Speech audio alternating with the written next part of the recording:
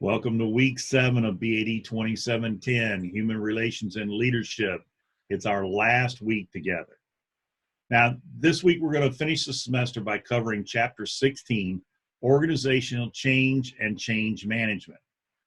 There's the old saying that says, nothing is constant except change. And in the business world, this is absolutely true.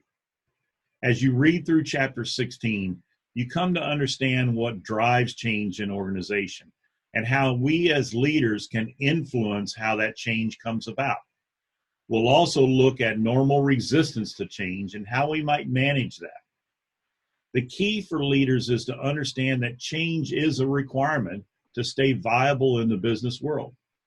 An old mentor of mine used to give an example of a company in the old horse and buggy days, a company that made buggy whips. Now, no good buggy driver would be seen without a good buggy whip. So the company was doing a blooming business right up until the day the automobiles started rolling off the assembly line. This was no new invention. We saw it coming and it was much publicized. But failure to adapt or change would result in business declining steeply until the company would go out of business. It's not different in today's market. Failure to keep one eye on the strategic picture, what everyone else is doing, what changes are coming in the world, and one eye on managing current operations can result in failure. As you'll see in your readings this week, change is constant. It's an iterative process where something happens. You recognize the need for change. You problem solve and develop a response.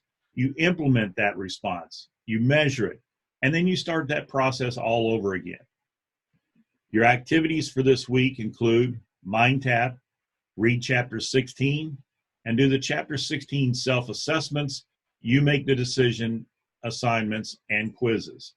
In My Learning, review the Chapter 16 PowerPoint slides, the Chapter 16 discussion on how Toyota changed the way we make things, and your personal leadership development plan is due this week.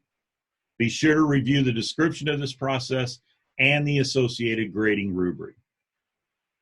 And then lastly, you have your final exam, which covers chapters 9 through 16. I posted an announcement and sent each of you an email earlier this week with a link to the course survey. Please take a few moments to give us some feedback, as it helps us improve the course material and the delivery, and it helps me get better. I really have enjoyed seeing your work in this class and your efforts as we've analyzed the human behavior and leadership in the business world. Close out strong and have a great week. Thank you.